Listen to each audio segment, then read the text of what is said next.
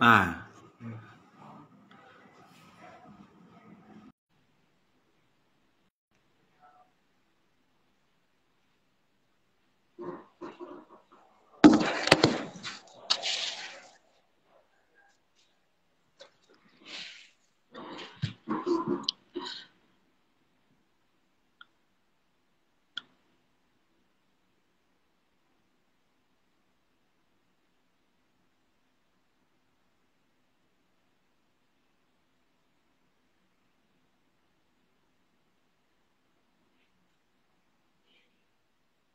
Paknya belum terhubung nih sama Bang Iwan. Kita persiapan.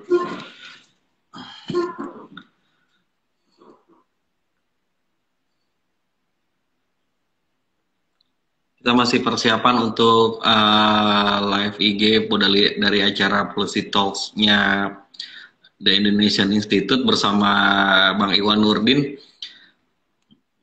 Nampaknya masih ada kendala teknis yang coba kita selesaikan, coba ya.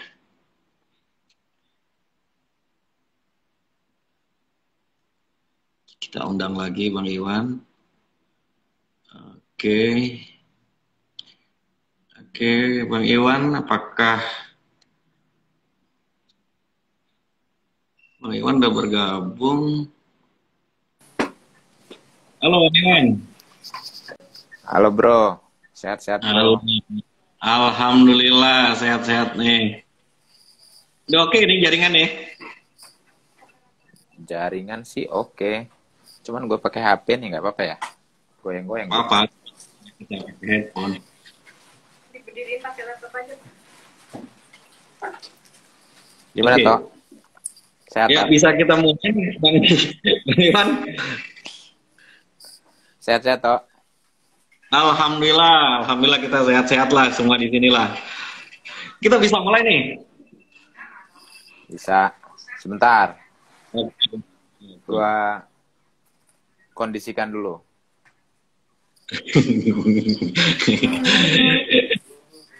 lightingnya.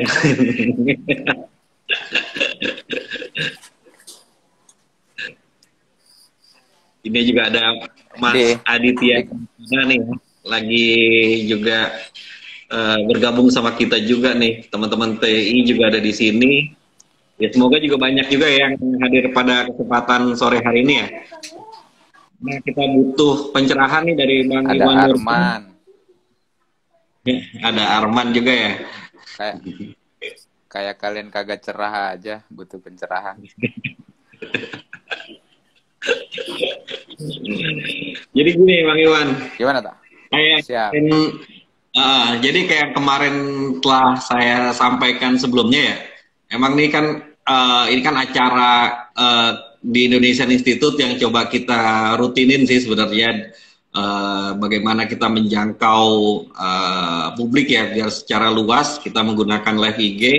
Nah kita punya acara namanya Policy Talk gitu. Nah Policy Talk kali ini kita ngobrolin soal darurat korupsi politik gitu ya, darurat korupsi politik. Nah sebenarnya ini kan sebenarnya hal yang udah lama gitu, udah lama lalu kejadian. Ya kemarin kenapa kita ngangkat ini karena ada beberapa rentetan kejadian lah ya yang terjadi di Indonesia, terutama terkait dengan penangkapan beberapa pejabat yang itu dilakukan oleh lembaga anti rasuah atau KPK yang dimana para pejabat ini menggunakan kewenangannya untuk ya paling nggak memperkaya diri atau juga untuk kepentingan yang lainnya ya, terutama itu dengan memanfaatkan kewenangannya itu gitu. Nah, ya bahasa kerennya jadi korupsi politik lah. Nah, apalagi kemarin terakhir ada wakil ketua DPR ya, Aziz Samsudin, yang itu melakukan tidak dugaan korupsi politik, dugaan korupsi yang dilakukan dengan mempengaruhi bahkan di internalnya KPK gitu ya. Nah, ini dari sisi apa yang terjadi di level nasional gitu ya. Mungkin juga Bang Iwan juga nanti bisa menyampaikan juga atau sharing lah bersama kita semua yang hadir pada kesempatan sore hari ini. Itu sebenarnya korupsi sampai sejauh mana sih gitu, bahkan di tingkat daerah gitu. Nah itu sih sebenarnya yang kita usahakan lah kan, sharing-sharing gitu Bang Iwan. Ya, suara gue jelas nggak tau? Jelas, santai. Jelas. Oh iya. Jadi memang kalau kita bicara soal korupsi politik, itu bukan soal yang baru kan ya di Republik kita. Hampir semua kandidat politik itu harus mengeluarkan biaya politik yang sangat besar. Nah, karena biaya politik yang sangat besar itu paling banyak bisa berhubungan tentu dengan para pengusaha. Nah, kebetulan profil usaha di Indonesia yang paling gampang itu adalah mengeruk sumber daya alam. Sebenarnya bukan kebetulan ya, tapi itu adalah tata cara yang membuat orang paling gampang mengeruk uang itu melalui kekayaan alam, apakah berupa hutan, batu bara, sekarang ini nikel, galian C bahkan. Bayangin galian C loh, sirtu pun bisa dijadikan ijon politik untuk para kandidat itu membayar hutang ketika mereka telah berkuasa. Jadi ijonnya itu adalah apa yang disebut dengan perizinan. Nanti ketika mereka berkuasa, izin-izin itu mudah dikeluarkan kepada kelompok-kelompok tertentu. Nah, jadi kalau kita bicara itu semua, maka oligarki ekonomi bertemu dengan oligarki politik di semua level. Level kabupaten, level provinsi, bahkan level nasional. Di beberapa provinsi, bahkan apa yang disebut dengan oligarki ekonomi menguasai politik itu bisa kita lihat ya. Fenomena haji-haji batubara di Kalimantan Selatan, Kalimantan Tengah gitu. Kemudian fenomena perusahaan-perusahaan gula di Lampung yang menguasai politik begitu dahsyat gitu ya. Siapapun yang dibela oleh pabrik gula itu, maka dia akan menjadi gubernur ke depan gitu loh.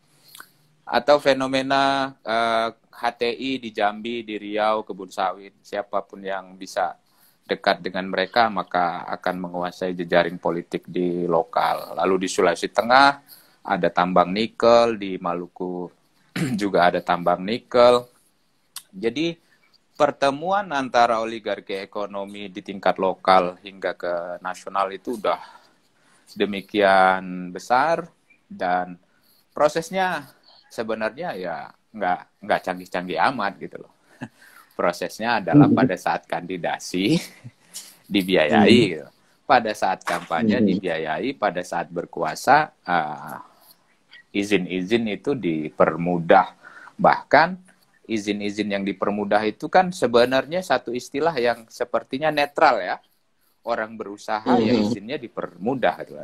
Namun ini bukan begitu. Izinnya dipermudah untuk menerabas keseluruhan yang mungkin bisa membuat izin-izin itu tidak terbit. Apakah faktor lingkungannya, membahayakan masyarakat adat, merampas tanah, kemudian soal-soal bagaimana mereka bisa mengotori sungai, memindahkan alur sungai sehingga banjir ke tempat yang lain, dan seterusnya. Misalnya, itu udah kejadian sekarang di Bengkulu ya, kita bisa lihat. Bengkulu itu, kota Bengkulu sering sekali mengalami banjir bandang, banjir besar, hanya karena di tingkat hulunya itu dieksploitasi tambang gitu. Kemudian di banyak tempat ya, ada sungai-sungai yang mulai, bahkan pantai di Maluku Tenggara itu mengalami kerusakan parah karena tambang-tambang mineral timbel, nikel. Nah, bahkan pulau-pulaunya bisa hilang gitu. Jadi apa yang disebut dengan korupsi politik itu wajah paling nyatanya itu adalah perampasan tanah dan kemudian izin-izin sumber daya alam yang makin mudah. Kalau di zaman Orde Baru itu HPH mengambil hutan demikian mudah, Kemudian di era-era awal reformasi batubara sekarang mengarah kepada apa yang disebut dengan nikel gitu. Nggak berubah. Mungkin di tempat-tempat lain ya, di semacam kota-kota yang tidak ada sumber daya alamnya, apakah fenomena yang semacam itu ada? Ada. Bahkan ya sama aja. Mereka bisa mengarahkan jalur transportasi mengarah kepada unit-unit usaha yang mereka bangun. Mereka bisa mengarahkan jalur-jalur pelayanan publik berupa tol, berupa jalur kereta cepat, berupa pelabuhan yang mengarah kepada wilayah-wilayah yang telah mereka kuasai, atau perubahan-perubahan tata ruang yang membuat mereka semakin mudah melakukan apa yang disebut dengan akumulasi kekayaan. Ya, begitu. Jadi korupsi itu telah membunuh masyarakat secara nyata melalui perampasan tanah, gitu ya. Kenapa? Karena mereka yang dirampas tanahnya melakukan perlawanan, kemudian ternyata perlawanan itu mengakibatkan kekerasan dan mereka terbunuh. Apa yang dilakukan oleh aparat penegak hukum ya hanya memeriksa peristiwa pidananya, gitu loh. Tidak melihat secara konkret keseluruhan akar masalahnya di dalam itu semacam apa. Jadi begitu. Bahkan ada proyek-proyek yang itu bisa masuk ke dalam satu transaksi politik. Kalau Bung Anto sering ke daerah-daerah itu kita bisa temukan kota misalnya di Bandar Lampung, calon ibu kota provinsi itu udah mangkrak puluhan tahun. Jadi proses pengadaan tanahnya, pembangunan gedung-gedungnya itu nggak ada berguna. Uang ratusan miliar udah hilang percuma saja gitu loh. Hanya dengan diberi ilusi bahwa suatu hari ibu kota akan dipindahkan ke sini, kemudian uang ratusan miliar dihabiskan oleh APBD untuk memindahkan ibu kota dan tidak ada kajian yang baik. Itu ibu kota, belum lagi proyek-proyek kecil, terminal di kota-kota kabupaten bisa sering sekali kita temukan terminal pasar di tengah-tengah tempat yang sama sekali tidak ada hubungannya sebagai koneksi ekonomi, ya hanya sebatas proyek. Atau yang secara nasional mungkin bandara ya, bandara BIJB itu. Bandara BIJB itu menghabiskan mungkin hampir 5 triliun rupiah dan hanya jadi gedung tempat foto-foto prewedding ya. Jadi ya, jadi sebenarnya korupsi politik itu di semua level dan kita sayangnya apa yang disebut dengan usaha memahami bahwa korupsi itu paling besar sesungguhnya itu adalah hal-hal yang sifatnya struktural semacam itu, belum banyak yang melihatnya secara konkret. Mungkin orang melihatnya hanya fenomena perampasan tanahnya, mungkin orang hanya melihatnya konflik pertanahannya, atau orang melihatnya hanya banjir bandangnya, orang hanya melihatnya soal sungai-sungai yang tercemar atau pantai-pantai yang tercemar, kemudian nelayan-nelayan mengeluh mencari ikan susah, padahal itu ada satu gambar besar yang disebut dengan ijon politik gitu. Oke. Ya, kalau tadi ya dari Bang Yesus kan memang melihatnya dari lebih luas lagi gambarannya. Kalau kita mungkin dari sisi memang berita-berita belakangan ini kan lihatnya hanya dari sisi ada kasus korupsi yang menangkap pejabat A misalkan pejabat B kan itu kan yang itu banyak sekarang di daerah ya, terutama di daerah. Dan juga misalnya kasus Aziz pun kemarin juga itu juga mengikut sertakan pejabat-pejabat daerah. Nah, memang seperti apa yang disampaikan Bang Iwan tadi memang benar, ternyata iya, kasusnya itu mengikut sertakan banyak hal gitu ya, bukan hanya dari sisi sang pejabatnya yang itu merupakan hasil dari pemilu, tapi juga ada juga persengkongkolan lah ya bahasa, persengkongkolan dengan pelaku usaha yang itu mencari mungkin keuntungan yang sangat mudah gitu ya, ingin dengan lebih gampang mendapatkan izin dan lain halnya, kan mereka melakukan bahasanya mungkin support gak ya, support politik ya. Itu yang sering kali muncul gitu ya. Nah, tapi gini Bang Iwan, kalau menurut Bang Iwan nih, yang paling menjadi hulu persoalan adalah apa gitu? Maksudnya, apakah ketika, kan nggak ujuk-ujuk satu calon atau satu calon kepala daerah misalkan, atau calon legislatif gitu ya, orang-orang partai gitu kan, itu tiba-tiba muncul begitu saja dengan dan juga bernegosiasi dengan pelaku usaha tadi gitu. Ini kan juga ada persoalan di partai politik kita kan gitu kan, yang di mana partai politik masih menjadi institusi yang penting dalam sistem demokrasi kan gitu kan. Apalagi kalau kita bicara dengan sistem demokrasi prosedural, pemilu kan merupakan salah satu jalannya partai politik menghasilkan calon-calon yang atau melahirkan pemimpin-pemimpin ya kan gitu. Nah, kira-kira bagaimana melihatnya dari sisi partai politik itu sendiri gimana sih sekarang gitu? Ya, partai politik itu udah satu keniscayaan di rezim demokrasi kan. Apakah itu yang Bung Anto sebut prosedural, apakah yang disebut substantif, semua harus menyadari bahwa partai politik adalah satu institusi demokrasi yang paling penting. Bahkan sesungguhnya dalam trias politika kita itu tidak ada yang tidak melalui partai politik. Hakim agung kita ada yang harus melalui jalur DPR. Kemudian hakim konstitusi kita juga ada jalur DPR. Kemudian eksekutif dari presiden sampai bupati semuanya melalui jalur politik. DPR 100% partai politik. Jadi partai politik itu adalah satu keniscayaan. Menteri-menteri partai politik kalau mau ditambahin.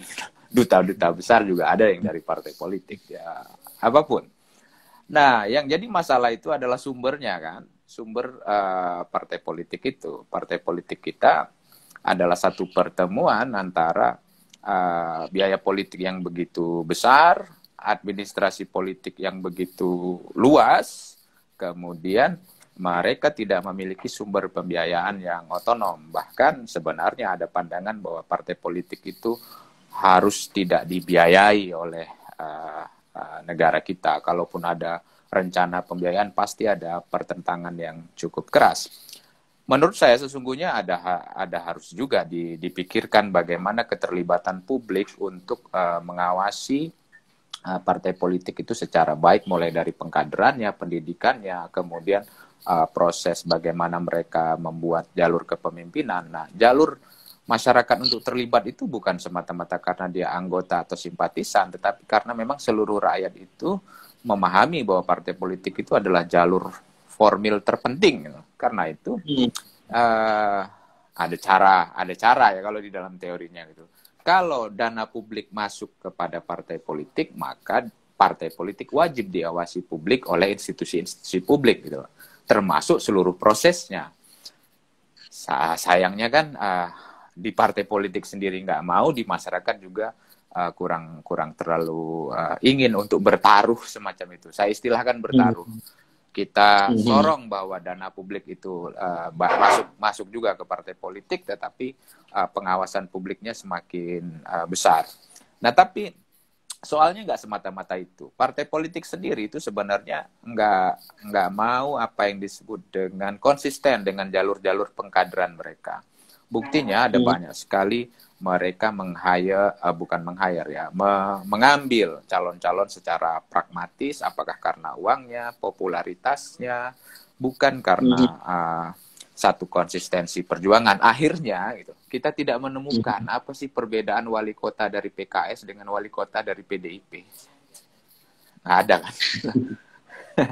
Bahwa misalnya karena kita membaca bahwa PDIP itu adalah marhenisme gitu, maka wali kota PDIP itu lebih mengutamakan politik penganggarannya semacam ini gitu.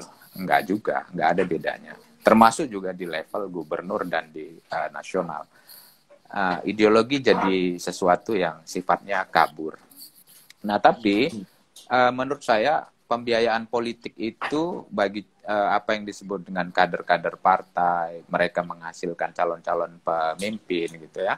Itu harusnya diselesaikan oleh satu undang-undang yang mengatur mereka, termasuk bagaimana menghentikan apa yang disebut dengan politik dinasti dan oligarki politik.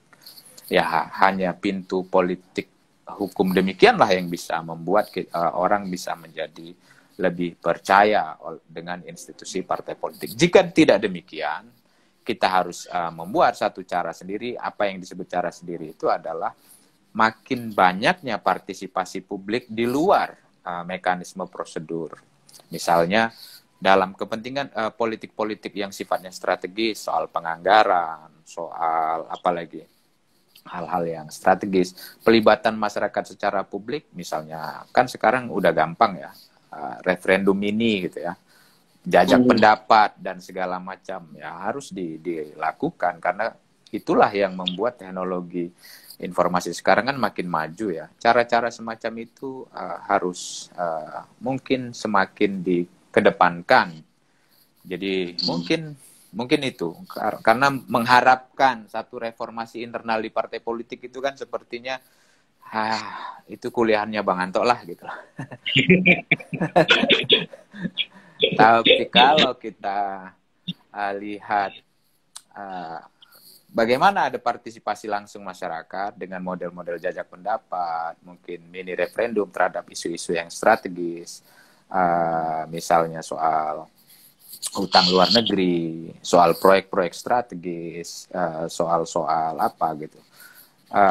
Ya masyarakat harus terlibat secara aktif dan ada caranya mereka menerima atau menolak atau mengkritisinya, karena sepertinya itu belum menjadi satu pipa aspirasi yang bisa nyambung dan di mana politisi bisa mengatakan bahwa fine karena ada banyak sekali permintaan demikian, maka proyek bandara di sini kita selesaikan atau tidak kita bangun gitu. Bukan karena harus menunggu proses pemilu ke depan, kita hukum mereka dengan tidak memilih dan lain-lain. Saya kira itu terlalu mahal dan bisa mengakibatkan kerusakan yang begitu jauh gitu. Menurut saya begitu, Bung Anto. Kalau partai politik kita sekarang ini ya sudah bisa kita katakan itu adalah persekutuan antara di dalamnya ada oligarki politik, lalu pembiayaannya melalui oligarki ekonomi yang begitu besar dan berjenjang. Pada periode-periode politik yang disebut dengan pemilu itu sama, pertemuan antara dua kepentingan itu.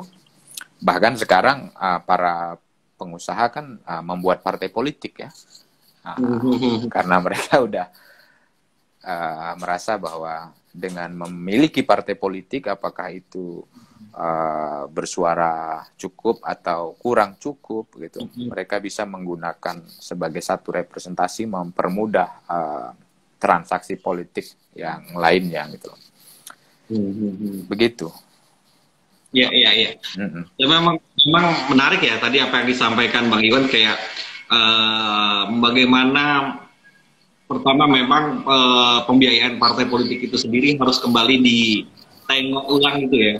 Apakah ini membutuhkan terobosan lah, bahasanya terobosan, bagaimana untuk pembiayaan partai politik itu diberikan atau disubsidi oleh negara supaya lebih besar lagi, sehingga pantauan publik bisa lebih ketat pada partai politik, dan juga bagaimana tentang partisipasi yang mungkin tidak hanya dilakukan partisipasi dalam pembuatan kebijakan yang tidak hanya direpresentasikan oleh partai politik, tapi juga oleh partisipasi lebih luas oleh masyarakat. Misalkan tadi ya kayak tadi Bang Iwan bilang ada referendum ataupun dengan teknologi informasi agar kanal-kanal suara dari masyarakat bisa merepresentasikan tentang kebijakan yang baik atau tidak bagi masyarakat itu sendiri. Itu memang menjadi saya kira itu kan udah terjadi, Bung Anto. Misalnya, bayangkan kalau peristiwa polisi yang di Percut Seituan di Medan itu menggunakan jalur formil melapor kepada Propam, lalu diperiksa bertingkat, sehingga ini. Tetapi karena media massa cepat memberitakannya, dan itu bukan media mainstream, lalu dipahami cepat kekeliruannya, dan akhirnya apakah itu satu reaksi yang sifatnya tulus, ataukah karena ada tekanan, tetapi hasilnya itu adalah satu penghukuman terhadap praktik yang salah atau bahkan pidana atau kesalahan prosedur gitu. Nah, itu memungkinkan kan sebenarnya di dalam proses pengambilan keputusan yang sifatnya strategis, apalagi proyek yang membuat hutang yang harus dibayar puluhan tahun jangka waktunya, mengakibatkan kerusakan lingkungan yang begitu banyak, lalu kemudian hal-hal yang sifatnya sangat strategis. Tentu harus ada cara-cara publik berkontribusi langsung bagaimana menerima atau menolak itu di dalam satu public sphere yang bebas. Nah, ini jadi tantangan kita sekarang ini kan, bahwa terjadi apa yang disebut dengan shrinking civic space gitu ya. Ada pengerdilan ruang-ruang sipil politik kita akhir-akhir ini. Ada teman-teman kita, misalnya kawan saya Haris Azhar harus berhadapan dengan polisi, siang tadi dibawa ke Polda, untuk diperiksa karena memberi satu pandangan tentang blok pertambangan mineral di Papua sana yang dikuasai oleh elit-elit politik kita, bahkan pejabat-pejabat publik kita. Jadi banyak ya hal-hal lain yang membuat orang jadi semakin ragu-ragu untuk menyuarakan sesuatu yang sifatnya strategis dan besar gitu. Dan itu membahayakan. Kenapa membahayakan? Karena ada 3 hal menurut saya yang sangat berbahaya di dalam demokrasi kita hari ini. 1, secara sipil terjadi shrinking civic space, jadi suara-suara kita dikerdilkan, ruang kebebasan berekspresi, berorganisasi kita sedang dikerdilkan. Yang kedua, alat-alat kesejahteraan rakyat itu tengah dirampas melalui Undang-Undang Cipta Kerja, melalui proyek-proyek yang begitu banyak, mineral, batu bara, kehutanan, perkebunan, perikanan, dan seterusnya. Jadi alat-alat kesejahteraan dan keselamatan rakyat itu sedang dirampas. Dan yang ketiga, partai politik kita dikuasai oleh para oligarki. Jadi ketiga hal itu darurat demokrasi kita yang sangat besar. Kalau saya katakan ada 3 masalah itu yang sangat urgent untuk dilihat oleh publik. 1, alat keselamatan rakyat dirampas. Yang kedua, terjadi shrinking civic space. Dan yang ketiga, alat-alat demokrasi kita dikuasai oleh oligarki. Itu untuk berbicara soal yang agak pesimis, Bung Anto. Tapi kalau kita mau ngomong yang lebih optimis, ya bisa juga. Suram juga sih kalau gitu ya. Ini ada beberapa tanggapan sih, Bang Iwan nih. Misalkan dari akun Kim tadi, itu yang mengatakan tentang gimana sih kalau kayak di proyek kereta cepat gitu ya. Apakah itu nanti akan kayak BJIJB ya. Terus kemudian dari ini Berni 3421 nanya soal bagaimana mendorong pembiayaan pembangunan yang bisa mencegah korupsi politik, pembiayaan pembangunan yang bisa mencegah korupsi politik gitu ya. Artinya apakah dananya itu mungkin bisa bukan hanya melulu dari dana pemerintah atau bisa berkolaborasi dengan pihak-pihak lain mungkin gitu ya. Ini saya pandangan saya seperti itu. Atau juga dan juga ada pertanyaan tentang masih dari Adorni 3421 ini, sejauh mana sih government cukup efektif gitu? Setahu saya sih memang kalau dalam studi TI memang e-government sendiri memang dalam tahap yang berlangsung ya. Itu memang harus disiapkan dari ekosistemnya sendiri gitu ya, masih menjadi tantangan bagi kita kan. Nah itu Bang Iwan, ada beberapa pertanyaan. Yang pertama terkait dengan kereta cepat. Apakah kereta cepat itu hasilnya akan seperti BIJB yang sudah terbangun dengan biaya begitu besar lalu mangkrak? Ada banyak kajian soal itu, bahwa bahkan Faisal Basri mengatakan sampai kiamat itu proyek kereta cepat itu nggak akan balik modal itu katanya. Ya saya tentu kurang percaya karena istilah sampai kiamat itu nggak ada ininya. Tetapi itu menandakan bahwa proyek ini terlalu mahal, proyek ini awalnya dijanjikan nol dari APBN, ternyata sekarang harus di-cover oleh APBN. Pada awal-awalnya saya sempat menulis soal kereta cepat ini, dimuat di Kompas waktu itu, kemelut kereta cepat. Dan memang soalnya banyak sekali, soal pengadaan tanahnya, soal cara menaruh stasiunnya. Stasiunnya hanya ditaruh di 4 wilayah yang telah dikuasai pengembang-pengembang besar.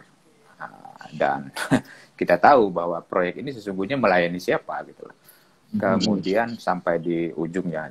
Dan tempat-tempat stasiun-stasiun besar itu adalah rencana pengembangan dari, ya kita sebut aja ya, oligarki properti di Indonesia yang menguasai begitu banyak uang gitu. Apakah akan mangkrak? Mungkin akan mahal. Konsumen akan membeli begitu mahal. Karena begitu mahal bisa jadi kemudian dia sulit sekali untuk menjadi satu akses pemindahan orang secara cepat dan murah seperti rencananya gitu. Itu soal yang kereta cepat. Semoga prediksi kita bisa salah. Namun bagaimana satu proses dari B2B ya yang mengatakan 0 rupiah dari APBN tiba-tiba menjadi G2B gitu lah. Government to business gitu lah. Itu proses politiknya gimana? Bagaimana mungkin kita DPR atau kita semua tiba-tiba harus terima bahwa itu harus dibiayai oleh APBN? Maksud saya tidak ada mekanisme yang saya katakan tadi. Kita untuk mengatakan bahwa postpone lah gitu lah. Seperti yang dilakukan oleh Perdana Menteri Malaysia dan Singapura, proyek kereta cepat yang sama antara Singapura Kuala Lumpur yang juga dibiayai Cina. Nah, mereka bilang, hentikan, kita negosiasi dulu soal harga-harga. Dan itu ternyata berhasil. Kenapa kita memilih satu jalan yang sama sekali berbeda gitu loh? Kalau kata orang Jawa itu trimo apa? Pokoknya trimo aja lah gitu. Nah, gitu. Sampai kita harus mengeluarkan uang dari APBN kita di jumlahnya begitu banyak yang mungkin setara dengan APBD-nya beberapa provinsi di Indonesia ini. Hanya untuk satu proyek tersebut. Puluhan triliun. Itu yang pertama. Yang kedua soal apakah pembangunan itu bisa apa istilahnya tadi, Bung Anto? Mendorong pembiayaan pembangunan yang bisa mencegah korupsi politik. Pembangunan itu harus dari bawah, maka itu akan mencegah dengan sendirinya. Jadi orientasi apa yang disebut dengan pembangunan itu adalah untuk nggak memakai teori klasik ya, yang besar dulu tumbuh baru kemudian menetes ke bawah gitu loh. Itu teori yang lama banget gitu. Tetapi memang tumbuh dari masyarakat yang terbanyak, memang penganggaran dan prosesnya bersama mereka, saya kira akan keluar dari istilah apa yang disebut dengan pembiayaan politik. Jadi ini adalah satu tata cara atau mekanisme pembangunan yang lebih partisipatif, di mana sebuah wilayah direncanakan secara spasialnya bagaimana, secara ekonominya itu terkoneksinya semacam apa, dan menghubungkan sentra-sentra hubungan ekonomi rakyat atau produksi rakyat itu semacam apa. Jika tidak, ya orang akan datang dengan satu imajinasinya terhadap sebuah wilayah, lalu proyeknya semacam ini, dan kita dianggap bisa diserap lapangan kerjanya meskipun hanya sebatas pekerjaan yang tidak decent gitu ya, tidak. Itu saya kira yang paling gampang itu memutar balik apa yang disebut dengan pembangunan dan bagaimana pembangunan itu memang mengarah dan mengarah kepada masyarakat banyak dan usulkan oleh tata cara yang lebih partisipatif. Makanya kalau di dalam pengalaman kami mengatakan bahwa pembangunan yang bagaimana itu? Ya pembangunan yang masyarakat banyak itu ya misalnya lebih bercirikan kepada bagaimana membuat pertanian yang lebih modern, perikanan yang lebih modern, tetapi yang dimiliki oleh koperasi-koperasi rakyat. Pasti akan berbeda hasilnya.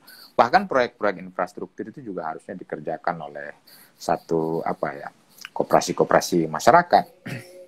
Nah, yang terakhir soal e-government. Saya percaya bahwa kalau kita membangun e-government itu dengan baik, itu akan menghasilkan transparansi, apakah dari sisi proses, dari sisi pendapatan juga, dari sisi pengeluaran juga di dalam pemerintahan kita. Tapi transparansi harus dikawinkan dengan yang disebut dengan tujuan transparansi itu bukanlah keterbukaan itu sendiri. Tujuan transparansi itu adalah penciptaan keadilan. Kalau enggak kita miss. Seolah-olah transparansi adalah untuk si transparansi itu. Transparansi itu harus berideologi. Apa itu? Penciptaan keadilan sosial. Transparansi itu harus apa? Harus memperlihatkan ketimpangan-ketimpangannya. Sehingga keseluruhan proses itu akan mengarah kepada apa yang disebut dengan politik kerajaatannya. Jika enggak, ya teknologi itu kan dianggap bebas nilai. Iya. Makanya betul. manusianya yang harus mengarahkannya bahwa dia bukan tujuan, dia adalah sarana yang paling efektif. Sarana untuk apa ya? Penciptaan keadilan sosial. Jika tidak, maka dia hanya menjadi sarana bagi kemudahan orang melakukan investasi. Tapi siapa yang berinvestasi? Bukan rakyat. Dan seterusnya. Saya kira itu. Oke. Yang menarik ini juga ya, apa yang disampaikan tadi ya. Transparansi memang harus berideologi ya, karena kalau enggak ya hanya sebatas ya alat aja kan gitu kan. Gitu. Ketika e-government ya. Ini ada lagi Bang Iwan dari akun Ahmad Hidayah nih. Izin bertanya. Iya, ini kayaknya nama yang nggak asing nih. Ini bagaimana dengan ibu kota baru? Apakah ini ada elit yang diuntungkan? Terus kemudian kira-kira kalau ada yang apakah ada capres 2024 yang akan bawa ibu kota baru? Ya kita nggak bisa berandai-andai ya. Capres karena kan belum ada nih apa resminya ya capres 2024. Tapi kalau menurut Bang Iwan tentang ibu kota baru itu seperti apa sih kan gitu kan? Dulu kita pernah ngundang Bang Iwan ya, kalau nggak salah dengan tentang ibu kota baru ya. Nah mungkin melihat konstelasi hari ini dan juga karena kan berbeda waktu itu kita diskusi ya sebelum COVID dan juga situasi konstelasi politik yang mungkin bisa jadi sekarang berubah. Nah, mungkin Bang Iwan mungkin bisa menyampaikan gitu untuk sekali menjawab dari pertanyaan dari Ahmad Hidayah ini terkait dengan bagaimana sih tentang kota baru gitu. Saya dari awal adalah pihak yang menolak pemindahan ibu kota itu. Karena menurut saya itu tidak menjawab satu masalah yang diinginkan, apalagi dengan argumentasi bahwa kita akan membuat apa yang disebut dengan pemerataan pembangunan. Saya kira itu terlalu dibawa-bawa ya. Ya mungkin yang disebut merata pembangunannya itu hanya diartikan kalau di Jakarta banyak gedung maka di Kalimantan harus banyak gedung juga gitu. Itu yang disebut dengan pemerataan. Sangat artifisial dan begitu banal menurut saya. Itu yang pertama. Yang kedua, biayanya sangat tidak masuk akal memindahkan ibu kota di tempat yang baru sementara dengan memperbaiki atau memindahkan di dekat-dekat Jakarta Raya sajalah gitu. Itu akan jauh lebih mudah dan meriah. Dan yang ketiga itu soal politik, bukan soal soal pemerataan pembangunan, soal budaya, tetapi soal politik. Jakarta itu menurut saya itu adalah satu sejarah kebangsaan kita. Jadi kita bisa bercerita tentang Sumpah Pemuda dan seterusnya hingga kita merdeka dan hari ini, atau penjajahan sampai hari ini itu ya karena ada bentuk fisiknya yang disebut dengan kebangsaan kita ketika kita melihat Jakarta. Susah sekali mengimajinasikan tempat yang baru itu sebagai representasi keindonesiaan kita. Mungkin saya salah, tetapi menurut saya ketika Jakarta atau di sebelah Jakarta lah, di manalah tempat akan dipindahkan itu jauh lebih baik dan lebih pas dalam membangun apa yang disebut dengan kebangsaan kita, imajinasinya dan lain sebagainya. Lalu orang akan mengatakan bahwa Anda terlalu Jawa sentris atau apa ya gitu, Jawa luar Jawa dan lain sebagainya. Enggak, menurut saya apa yang disebut dengan pemindahan ibu kota hari ini itu, kalaupun argumentasi politik itu ditentang, itu tidak tepat sekarang ini. Apalagi maksa gitu ya, bahwa harus pindah ke sana. Dan harus diingat, banyak negara ketika pindah ibu kota, kota-kotanya ya nggak berkembang, nggak pernah menjadi satu pusat pemerintahan yang benar-benar pemerintahan, dan akhirnya hanya menambah high cost ekonomi. Kita lihat, Birma misalnya ya, Myanmar. Berapa kali mereka pindah ibu kota? Hasilnya kerusakan aja. Brazil pindah ke ibu kota. Nggak juga terjadi apa yang disebut dengan istilah itu. Lalu Jakarta terlalu crowded katanya. Ya, itu adalah soal spatial planning menurut saya. Bukan dipindah. Jadi mungkin pemindahan ibu kota itu akan menjadi satu isu politik ke depan yang cukup keras ya, baik dari sisi pembiayaan maupun dari isu-isu politik yang lain. Dan belum ada sih kayaknya capres yang membahasakan itu. Mungkin masih test the water. Apakah sebenarnya reaksi publik itu lebih banyak suka pindah ibu kota atau apa? Tetapi kalau mau dilihat secara gamblang, dijelaskan secara utuh begitu loh, saya kira lebih banyak yang tidak ingin ibu kota dipindahkan, atau kalau mau dipindahkan ya nggak jauh-jauh amat lah ini, karena sepertinya bukan begitu tata cara kita bernegara begitu loh. Sok banget sih ngomong bernegara.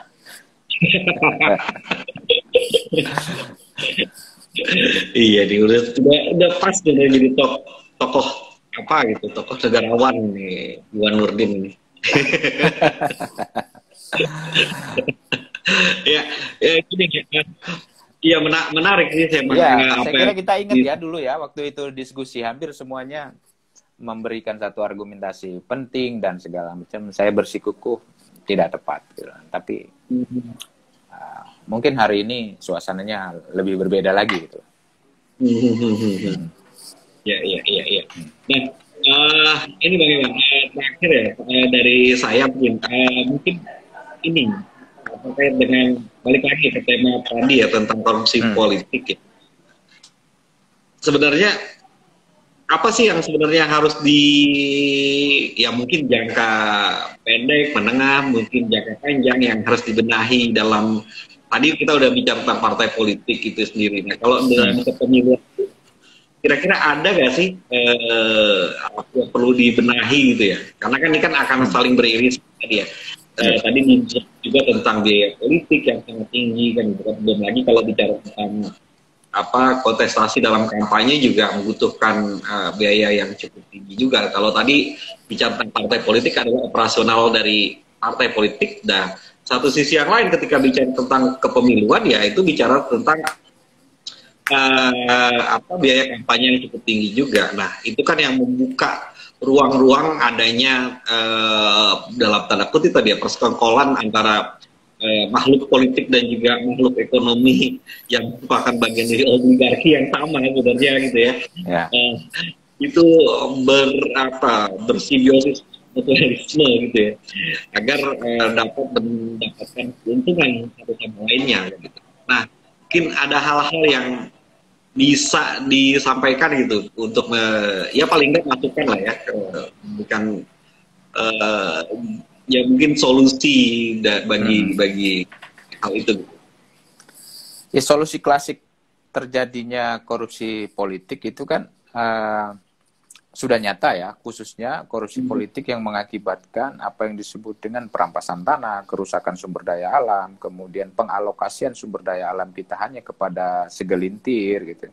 kemudian proyek-proyek yang mendukung dari pengembangan sumber daya alam itu juga, apakah proyek infrastrukturnya, listriknya, dan segala macam itu juga dikuasai oleh segelintir oligarki ekonomi gitu, dengan alasan ya bisa, dengan argumentasi bisa bermacam-macam, kita bisa disuguhi aneka argumentasi terkait soal itu, tapi maknanya itu adalah meskipun orang sudah agak tidak bisa berharap banyak sama KPK hari ini, sesungguhnya itu adalah satu pesan ya dari kita semua bahwa pemberantasan korupsi itu harus mengarah kepada hal-hal yang struktural semacam itu.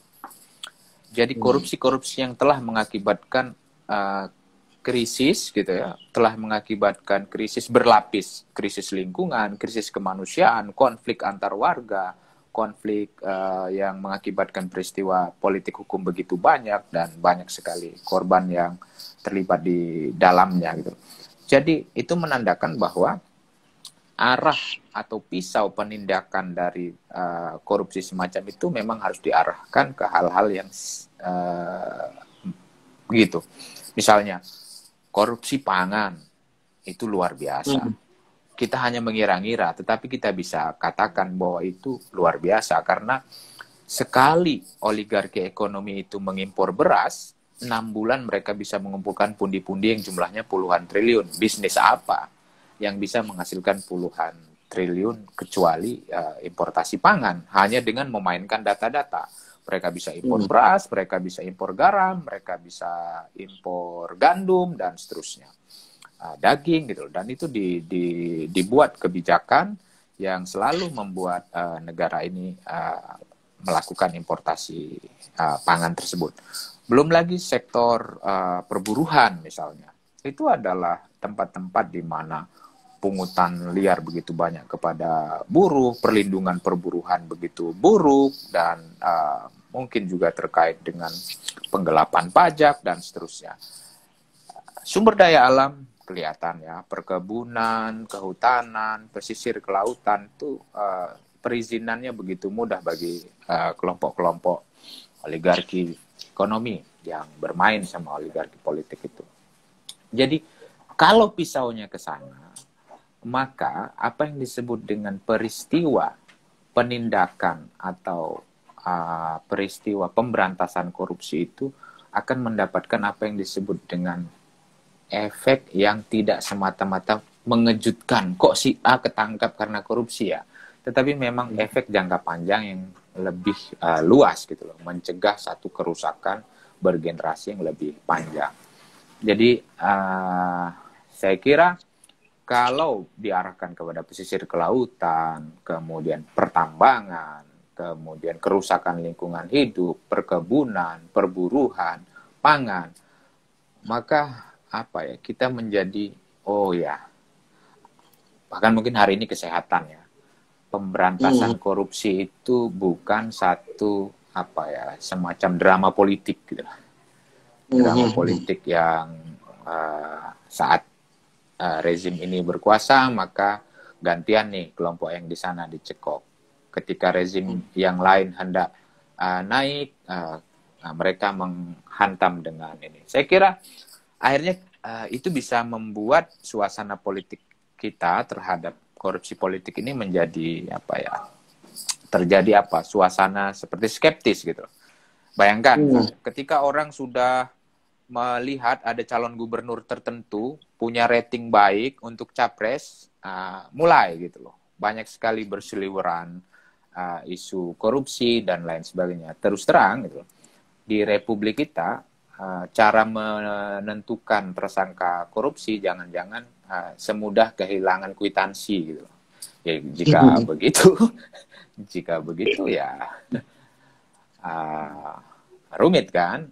Namun kalau memang ada skala prioritas besar dari negara kita mengarahkan pisau penindakan korupsinya adalah korupsi yang sifatnya berlapis, bergenerasi akibatnya, bahkan kerusakan lingkungan hidup yang parah gitu, atau ke sektor yang begitu banyak manusianya seperti pangan, pertanian, pesisir kelautan, dan perburuan,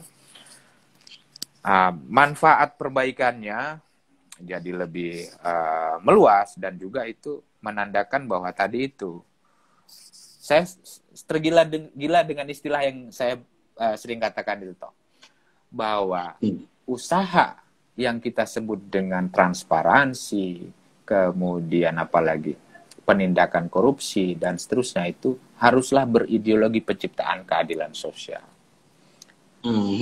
Jika tidak kita sorong ke sana, sepertinya kita akan hanya berkutat kepada istilah-istilah, oh ini tata kelolanya yang kurang baik, lalu revisi peraturannya, permudah di sisi sebelah sana, tutup yang sebelah sini untuk penindakan, dan seterusnya. Padahal semua itu harus mengarah kemana dulu muaranya. Gitu. Oke.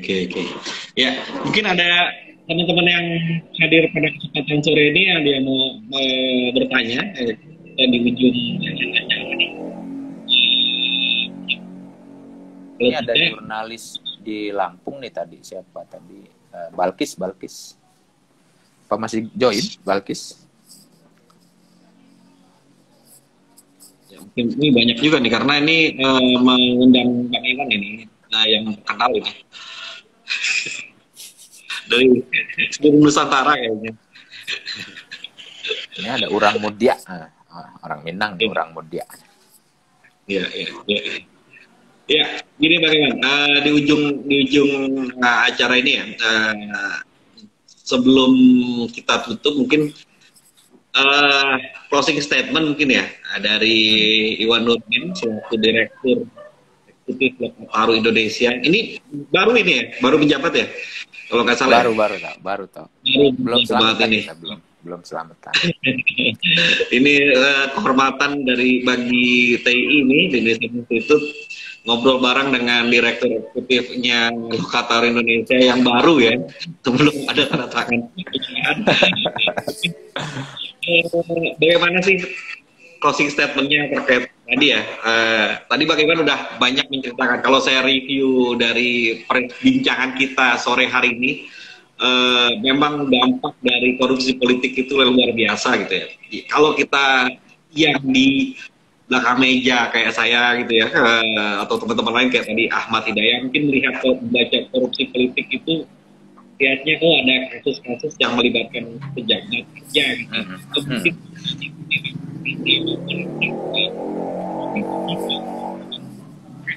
hal yang sangat merusak gitu ya, juga dari sisi lingkungan kita yang rusak, terus juga persoalan tambang, persoalan lain-lain yang itu menyebabkan banyak hal gitu ya, menjadi sebuah persoalan, mungkin bisa jadi berdampak terhadap kemiskinan yang semakin mendalam gitu bagi masyarakat. Hal itu yang diakibatkan oleh korupsi politik.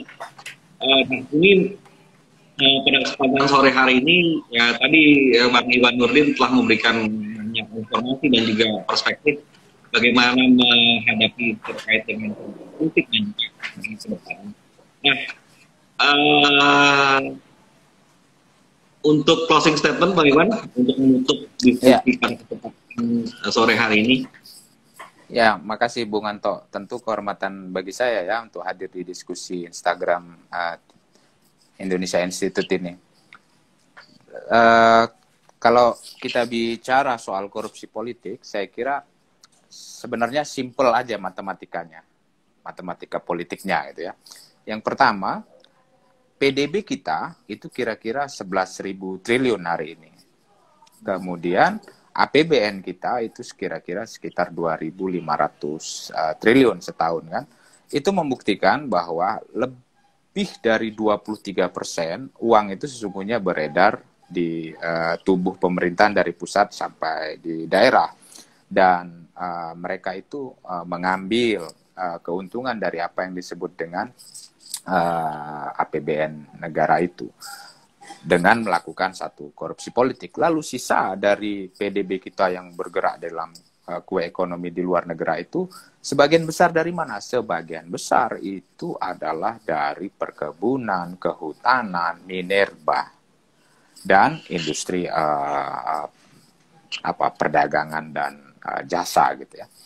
Nah, kalau kita lihat komposisi yang demikian dari roda ekonomi yang besar, tentu epicentrum korupsinya ya tentu di lokasi-lokasi itulah perkawinan antara di tubuh APBN dan di tubuh wilayah-wilayah ekonomi di luar itu. Apakah akan mengarahkan jalan rayanya, pelabuhannya, kemudian proses-proses ekonomi yang lain yang disebut dengan infrastruktur dan seterusnya. Jadi gampang melihatnya. Tetapi gampang melihatnya itu menandakan bahwa ada akibat yang ternyata sangat dalam. Kenapa? Karena yang disasar itu sumber daya alam.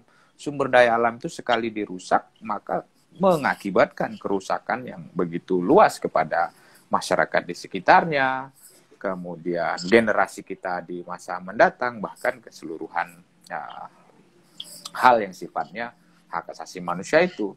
Karena itu yang menurut saya harus dilihat dari satu korupsi politik ini itu adalah orientasi kita untuk melakukan apa yang disebut dengan pemberantasan hasil-hasil dari korupsi politik semacam itu. Apakah penegakan hukumnya memang harus diarahkan ke sana. Soal-soal pencegahannya saya katakan tadi, infrastruktur politik kita 3 hal itu udah dirusak.